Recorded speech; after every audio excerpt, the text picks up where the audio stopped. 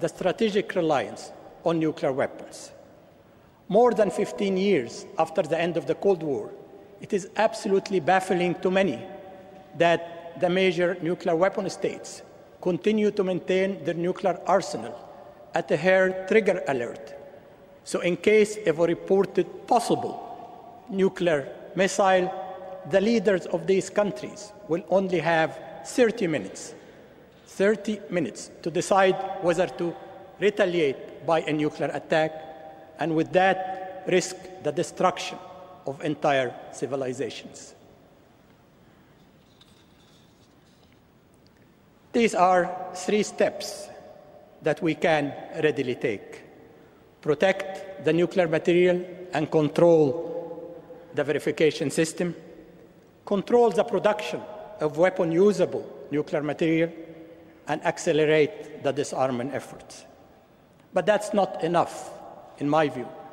The hard part is how to create the environment in which all of us would look at nuclear weapons the way we look to slavery, genocide, a taboo and historical anomaly.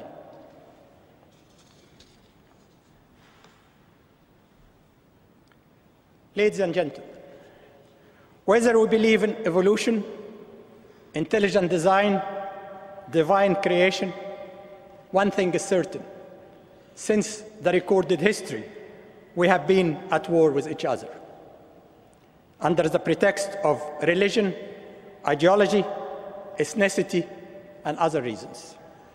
And no civilization has ever willingly given up its most powerful weapons. We seem to agree that we can share modern technology, but we do not acknowledge that our values, at their very essence, are shared values. I'm an Egyptian, Muslim, educated in Cairo and New York. I live now in Vienna. My wife and I have spent half our life in the north, half in the south, and we experienced firsthand the unique nature of this human family and the common values we all share. I think Shakespeare expressed best this unique nature of every single member of the human family in The Merchant of Venice, when he asks, "If you prick us, do we not bleed? If you tickle us, do we not laugh? If you poison us, do we not die? And if you wrong us, shall we not revenge?" And lest we forget, there is no religion that is founded on intolerance, and no religion that does not value the sanctity of human life. Judaism values the beauty and joy of human existence. Christianity asks us to treat our neighbors the way we would like to be treated.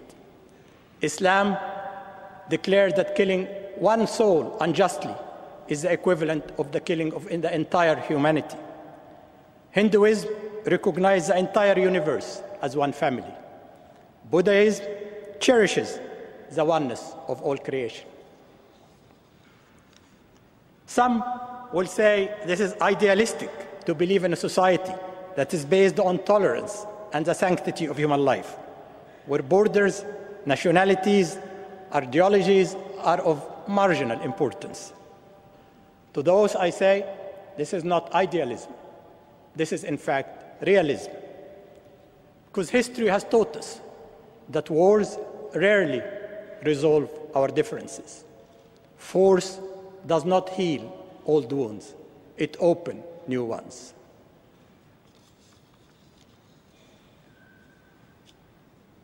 Ladies and gentlemen, I talked about our effort to combat the misuse of nuclear energy. Let me, for a moment, say how this same very energy helps humankind in many different ways. At the IAEA, we work daily on every continent to put nuclear energy at the service of humankind. In Vietnam, farmers are planting new rice quality strands with more nutritional values with the assistance of the IAEA. In Latin America, nuclear techniques are used to map underground water to make sure that we have a sustainable water resources available to us. In Ghana, when I recently visited, new radiotherapy machine provided by the IAEA is helping thousands and thousands of people to be treated from cancer. In the South Pacific, Japanese scientists are hard at work using radioisotope techniques to understand the climate change phenomena that's threatening our environment. In India, 8 new power reactors are under construction to provide clean electricity to this growing nation, a case in point for the growing expectation of a surge in the use of nuclear energy worldwide. These and other 1,000 projects exemplify the IAEA ideals, atoms for peace. With nuclear expansion, though, it is crucial that we make sure that nuclear energy is used at the highest level of safety and security. Since Chernobyl in 1986, we have been hard at work all over the globe to make sure that nuclear safety is maintained at the highest level. And since 9/11, we have been working with even greater intensity to make sure that nuclear security is everywhere. In both fronts, we built interrelated network of legal norms, performance standards, but maybe our best tangible results are on the ground, where hundreds and hundreds of missions with international experts are being dispatched every part of the world to make sure that nuclear facilities, nuclear materials are safe and secure.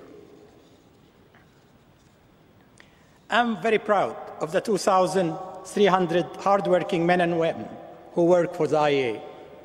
These are the IAEA staff, my colleagues, with whom I share this honor. Some are with me here today. We come from 90 countries. We bring different perspectives to our work, but our diversity is our strength. We have a very limited authority, a modest budget, and no armies. But armed with the strength of our conviction, we will continue to speak truth to power, and will continue to carry our mandate with independence and objectivity. The Nobel Peace Prize is a powerful message for the IAEA and myself. The message is endure, continue your work for peace, security, and development. Durable peace is not a single achievement. It's an environment, it's a process, and above all, it's a commitment.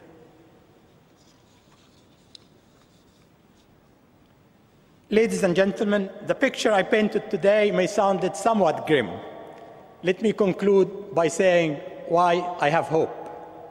I have hope because globalization is enabling nations and people to be politically, economically, and socially interdependent, and making war more and more unacceptable as a way to resolve our differences. If I look to the 25 members of the European Union, the prospect of them using force to settle their differences is almost absurd. The same is emerging with regard to the Organization for Security and Cooperation in Europe, with 55 member nations from Europe, Central Asia, and North America.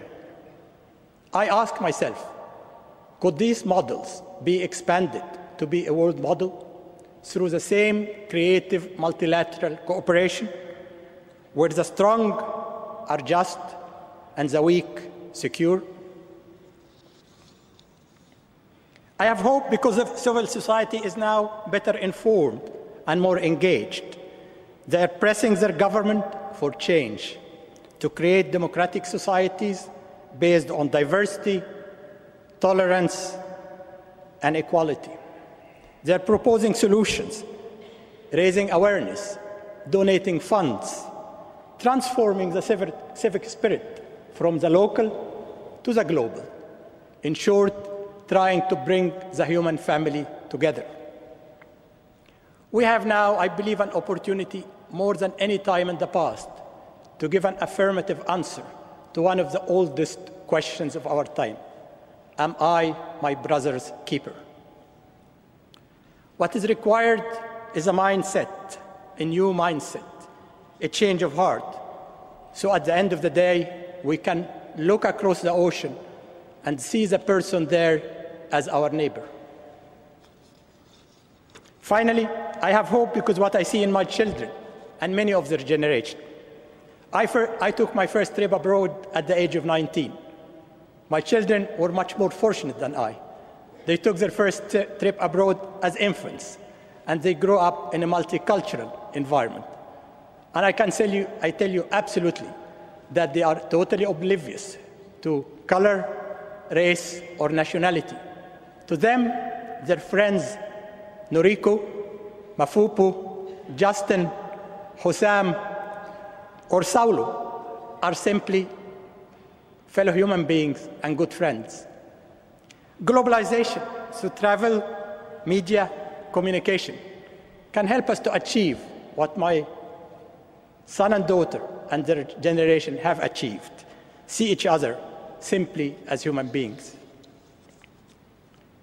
Your Majesties, Your Royal Highness, ladies and gentlemen, imagine what would happen if the nation of the world spent as much on development as on the machines of war. Imagine what would happen if every human being would be able to live in freedom and dignity. Imagine a world when we shed the same tears when a child dies in Darfur or in Vancouver.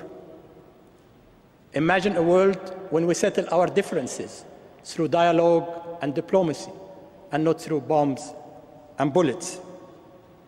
Imagine that the only nuclear weapons remaining are the relics in our museums. Imagine the legacy we could leave to our children.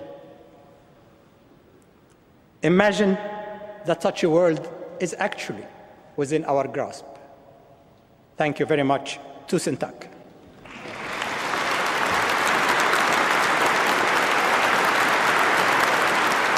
Mohammed El-Barradei ending his speech there with a thank you in Norwegian, Tusen tack. An incredibly enlightening and powerful speech, I'm sure you will all agree.